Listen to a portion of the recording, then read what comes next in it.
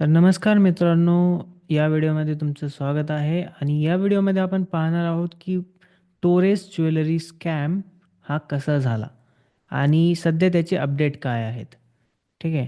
तर Torres jewellery स्कॅमची सुरुवात झाली फेब्रुवारी 2024 पासून. टोरेस ज्वेलरी यांचे स्टोअर्स होते काही मुंबईमध्ये 5 का 6 स्टोअर्स होते. मुंबईच्या बऱ्याचशा मोठ्या-मोठ्या बिगेस्ट चांगल्या-चांगल्या इलाक्यामध्ये त्यांचे स्टोअर्स होते. ठीक आहे. तर याच्यात ते काय करायचे, की पूर्ण जर डिटेलमध्ये एक्सप्लेन आपण केलं, तर ते ज्वेलरी ते सेल करीत होते. डायमंड ज्वेलरी सेल करत होते. ठीक आहे. एक डायमंड देत होते आणि त्या डायमंड विकल्यानंतर त्यांना त्या डायमंडवर 6 ते 20% त्याच्यावर एक इंटरेस्ट रेट देत होते, की 6 ते 20% जर तुम्ही ₹1,00,000 टाकताय, तर 6 ते 20,000 तुम्हाला मंथली इन्कम दिलं जाईल, की मंथली इंटरेस्ट दिला जाईल. ठीक आहे. तर बऱ्याचशा अशा गोष्टी होत्या. जसं की काही-काही ठिकाणी जर तुम्ही बघितलं, तर या ठिकाणी बऱ्याचशा असे लकी ड्रॉज पण ते ठेवायचे. त्याच्यात ते जवळपास 14 लक्झरी कार्स, आयफोन्स आणि बरंच काही ते वाटायचे. जसं इथे खाली दिलेलंच आहे. आयफोन वगैरे ते बरंच काही द्यायचे. ठीक आहे. तर याच्यातून त्यानंतर ते एक एम-एल-एम टाइप स्कॅम होते. जसं की सगळ्यांना वाटलं की ती एक नॉर्मल स्कॅम कंपनी असेल. पण ती एक नॉर्मल स्कॅम कंपनी नव्हती. ती पूर्ण एक हाय रेटेड पूर्ण त्यांनी एक सिस्टम टाइप बनवलं होतं आणि पूर्ण लुटायचा प्लॅन केला होता. ठीक आहे. तर असं नाही की हे समजून येऊ शकत नाही. बरोबर. कारण 6 ते 20% आता 6,000 जर तुम्ही ₹1,00,000 वर देत असाल कोणाला, 6,000 पर मंथ आहे ना, इंटरेस्ट रेट. तर प्रत्येकाला शक येण्याचं तर कारण आहेच, की कोणी पण विचारणार, की 6,000 तुम्ही पर मंथ देताय म्हणजे तुम्ही नेमकं काय करताय? राइट. तर ते डायरेक्टली त्यांनी सांगितलं, की ते जास्त पैसे कमवता ट्रेडिंग वगैरे, क्रिप्टोकरन्सी वगैरे करून आय थिंक.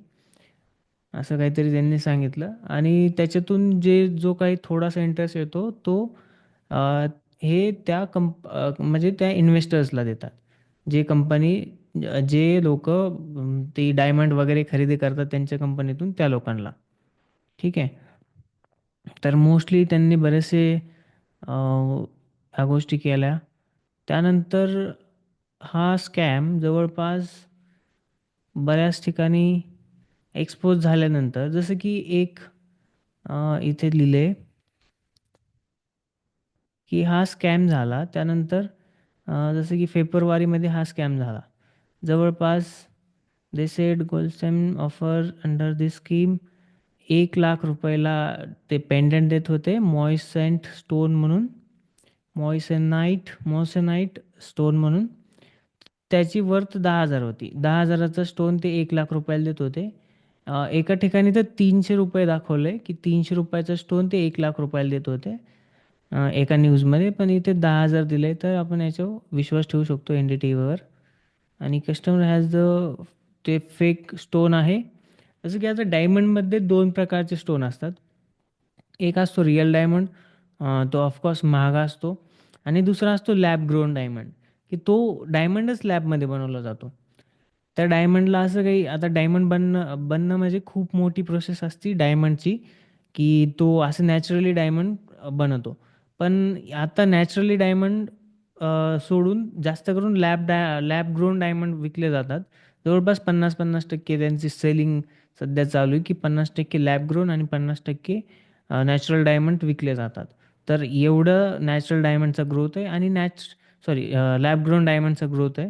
आणि लॅब ग्रोन डायमंड आपल्याला लॅबमध्ये गेल्यानंतर आणि तो चेक केल्यानंतरच कळतो, की तो लॅब ग्रोन आहे. जर तुम्ही दोन्ही हातात घेतले दोन्ही डायमंड, तर तुम्हाला समजून नाही येणार. ते सोन्या टाईप नसते, की तुम्ही स्क्रॅच केलं किंवा सोनाराला थोडंसं इकडं-तिकडं दाखवलं, उन्हात बघितलं, की ते सोनं खरं आहे की खोटं आहे ते कळून येईन तुम्हाला. हे तसं नाही आहे. लॅब ग्रोन डायमंड कळून येणं खूप अवघड आहे. ठीक आहे. तर त्यांनी काय केलं की ₹1,00,000 काही महिने त्यांनी 6% वर त्यांना पैसे पण दिले. जे इन्व्हेस्टर्स होते त्यांना ते 6% वर रिटर्न्स पण दिले. ठीक आहे. त्यानंतर त्यांनी एक बंपर ऑफर लावली, की ह्या वर्षासाठी एक बंपर ऑफर. ठीक आहे. आता तुम्हाला 7 महिन्यात म्हणजे 7 दिवसात किती तारखेपर्यंत 5 जानेवारीपर्यंत जर तुम्ही इन्व्हेस्ट केले किंवा ते स्टोरेज स्कॅममध्ये इन्व्हेस्ट केले किंवा तो स्टोन किंवा जे काही ज्वेलरी आहे ते परचेस केली, तर तुम्हाला 11% इंटरेस्ट मिळेल. ठीक आहे. 11% म्हणजे 1,00,000वर ₹11,000 मिळतील तुम्हाला. राईट.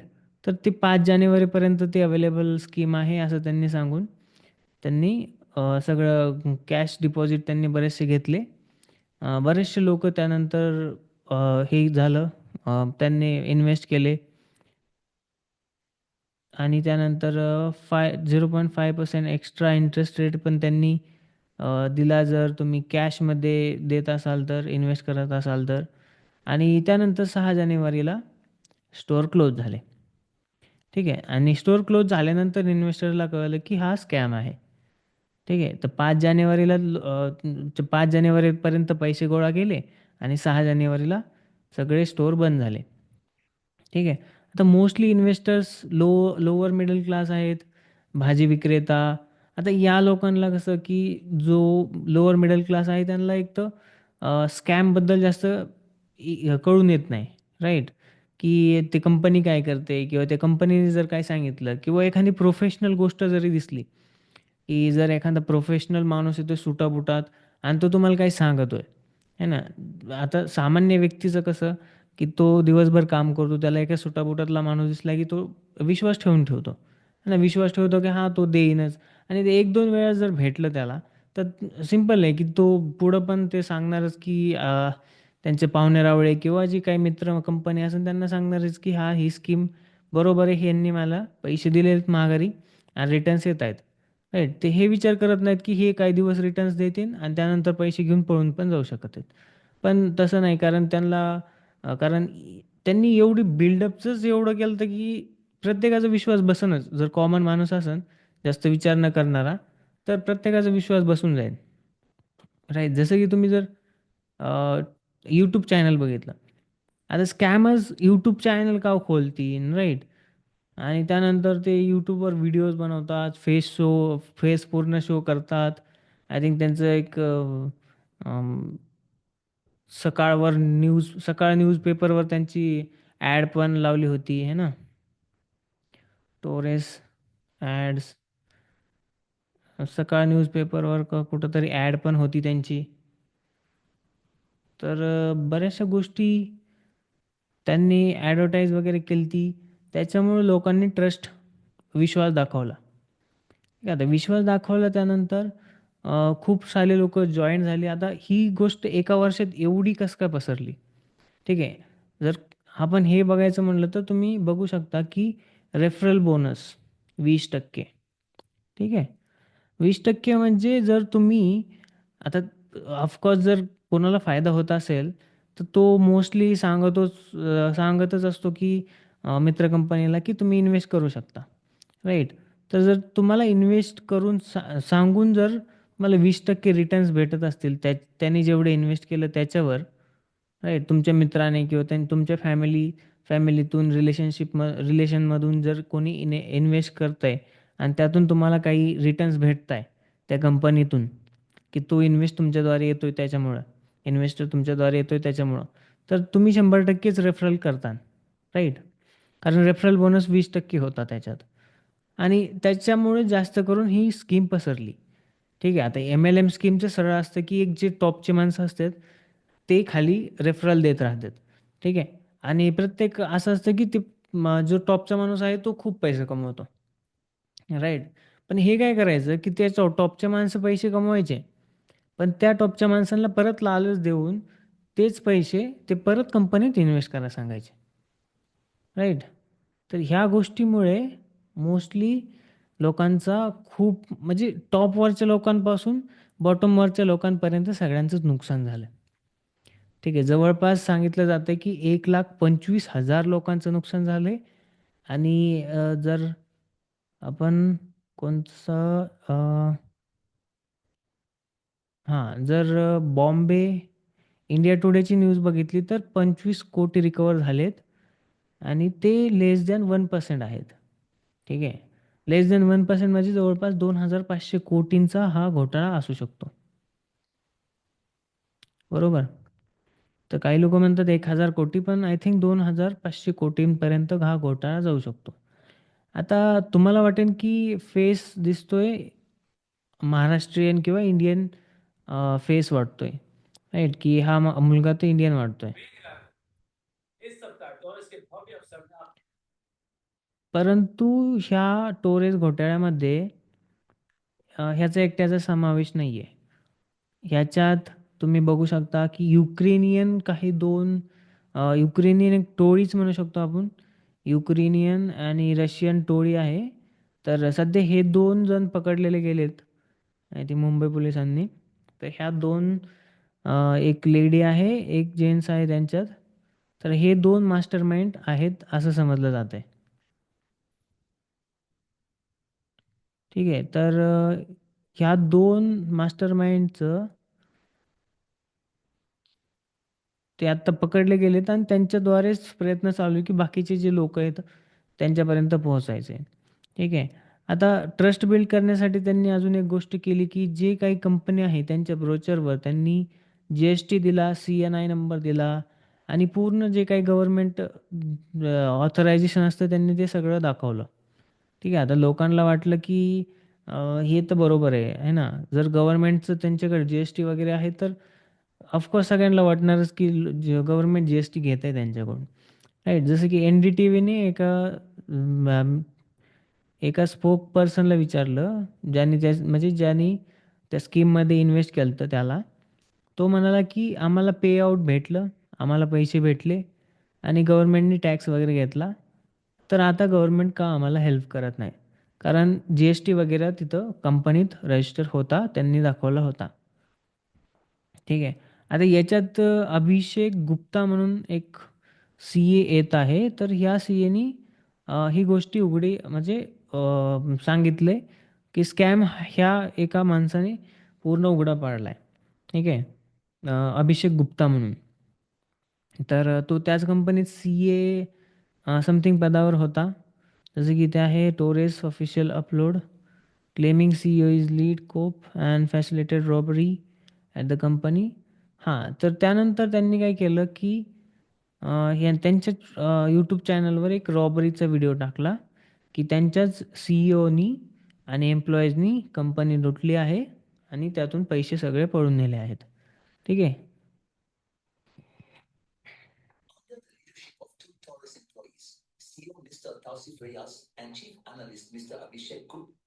देखीए तौसिफ रियाज आणि अभिषेक गुप्ता सी-ए या दोघांनी पैसे घेऊन पळून गेले.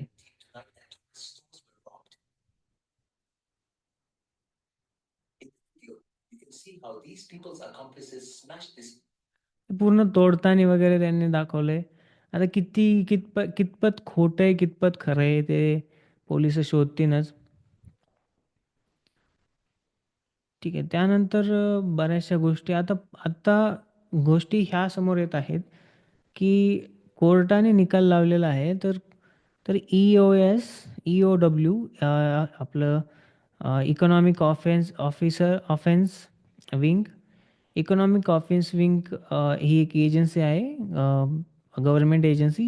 ह्या स्कॅमवर सध्या ती काय म्हणतात त्याला रिसर्च करत आहे, इन्व्हेस्टिगेशन करत आहे. ठीक आहे. पण आता कोर्ट म्हणलं, की तुम्ही इन्व्हेस्टिगेशन कोणत्या प्रकारे करताय? किती हळू करताय? ठीक आहे. तुम्हाला काही लाज वगैरे टाइप ऑफ तसंच म्हणले आहेत. कारण इन्व्हेस्टिगेशन मध्ये त्यांनी बघितलंय, की इन्व्हेस्टिगेशन तुम्ही करताय, पण ती किती हळू चालू आहे. कोर्टाने सांगितलं, की तुम्ही सी-सी-टी-व्ही चेक केले का? त्यांचे Aadhaar card, Telegram ID, PAN card, Aadhaar card वगैरे पासपोर्ट जप्त केले का? जे लोक पळून जायच्या आधी तुम्ही सगळे काय गोष्टी केल्या का, आणि अजून पण केली की नाही हे सगळं, अजून पण त्यांनी काही एवढं ॲक्शन घेतलेलं नाही आणि बरेचसा हळूहळू सगळी प्रोसेस चालू आहे. त्यामुळे कोर्टाने एक अ, म्हणजे डायरेक्ट झापलं एक त्यांना, की तुम्ही काहीच जास्त ॲक्शनमध्ये आला नाहीत. राईट.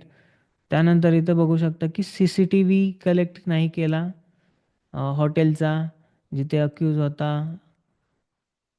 आणि monitor cases in their fail become in. ठीक आहे, त्यांनी बऱ्याचशा गोष्टी नाही केल्या. पोलीस सध्या जास्त लक्ष देत नाही इथं.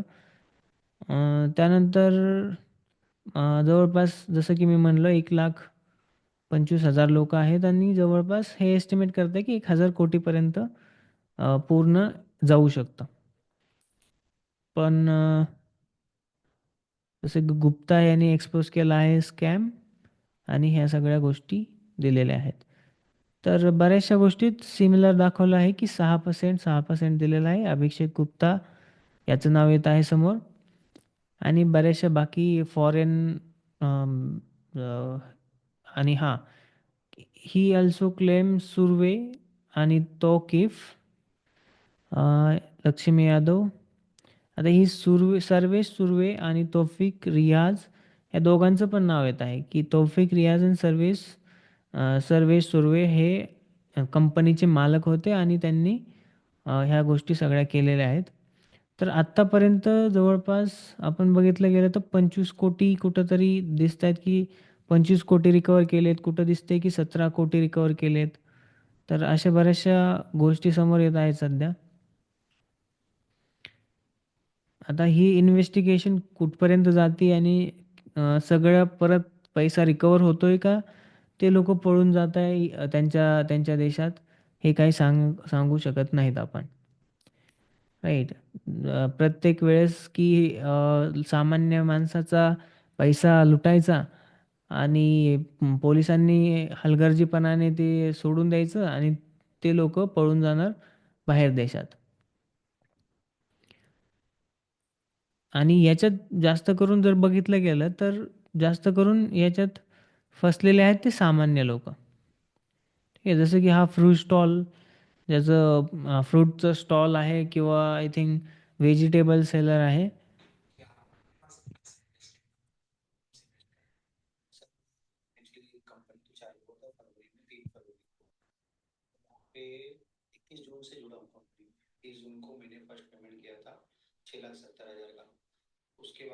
आता याच्यात कसं आहे की सामान्य माणसाकडे जितका पैसा असतो, एक तर त्यांचा पैसा एक तर FD वगैरे अशात असतो, नाहीतर सेव्हिंग्समध्ये असतो किंवा गोल्ड वगैरे खरेदी करतात.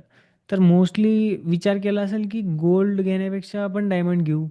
डायमंडची प्राईस त्यांना काय माहिती की डायमंड काय प्रॉफिटेबल गोष्ट नसते, किंवा डायमंड शोधणं लॅब ग्रोन आणि ओरिजिनल डायमंड ह्यात फरक नाही जाणवत लोकांना.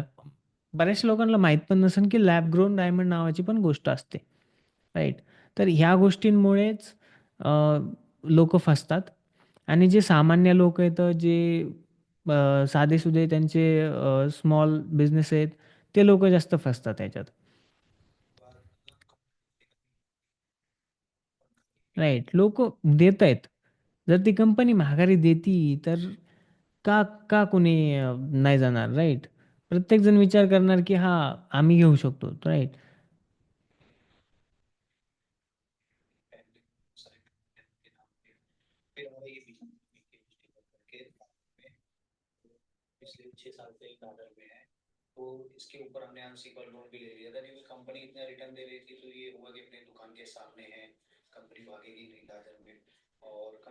बघा, दुकानाच्या समोरच आहे त्यांची कंपनी. त्यांना 100% भरोसा होणार आहे की आता कंपनी कुठं जाणार आहे ना, आपल्या दुकानासमोरच आहे. तर ह्याच गोष्टी सामान्य लोक ह्या स्कॅममध्ये फसतात. प्रत्येक वेळेस सांगून सुद्धा हे लोक तेच तीच गोष्ट करतात. राईट. तर ह्या व्हिडिओमध्ये हेच अर्थ आहे की आपण मोस्टली जर काही स्कॅम वगैरे बघतोय, तर सिम्पली पहिल्यांदी एक गोष्ट लक्षात ठेवायची की आपल्याला कधीच एवढी जे काय म्हणतो आपण की इन्व्हेस्टमेंट रिटर्न्स भेटू शकत नाहीत. आपले पैसे 2 वर्षात, एक वर्षात कधीच डबल होऊ शकत नाही. तर अशा नवीन स्कीममध्ये अजिबात पैसे लावू नका. कोणाचेही असतील, तुमच्या मित्राने सांगितलं तुम्हाला की क्रिप्टोकरन्सी चालू आहे, त्याच्यात पैसे टाक, किंवा फॉरेक्स ट्रेडिंग करतो तो माणूस, तो आपल्याला एवढं रिटर्न देईन, त्याच्यात पैसे टाक, किंवा काय ऑप्शन ट्रेडिंग करतोय, परत काय काय जे नाही ते करतोय, आणि तुम्हाला खूप खूप रिटर्न देतोय. राईट, या गोष्टीत पडू नका. आपलं सिंपल साधं शिका. जर तुम्हाला स्टॉक मार्केटमध्ये इन्व्हेस्ट करायचं शिका. ट्रेडिंग करायचे असेल तर पहिल्यांदी ट्रेडिंगच्या बाबतीत तर पडूच नका. तर शिकायचं असेल तर स्टॉक मार्केट शिका. एफ डी आहे, म्युच्युअल फंड्स आहेत, बऱ्याचशा अशा चांगल्या लीगल गोष्टी आहेत ज्याच्यातून तुम्ही पैसे कमवू शकता, किंवा रिटर्न्स कमवू शकता. ठीक आहे. खूप मोठ्या भानगडीत पडू नका की आपल्याला करोडो छापायचे तर लाखो छापायचे काही महिन्यातच. यात सगळ्यात जास्त फसणारे लोक म्हणजे क्विक अर्निंग. ठीक आहे. लवकरात लवकर लाखो रुपये कमवायचेत, करोडो रुपये कमवायचेत, आणि काही लाख रुपये टाकून लगेच करोडो रुपये येतील. ह्या प्रयत्नात सगळे फसतात आणि पैसे गमावून बसतात. ओके. ठीक आहे. तर ह्या पूर्ण व्हिडिओचा उद्देश हाच होता. मी मागच्या वेळेस पण एक व्हिडिओ टाकला. त्या व्हिडिओचा पण उद्देश होता की असल्या स्कॅममध्ये फसू नका. ठीक आहे. असला स्कॅम पूर्ण घातक आहे. माणसांचा जीव पण जाऊ शकतो. एवढं लोन वगैरे काढून लोक पैसे देतात म्हणजे चेष्टा नाही आहे. ठीक आहे.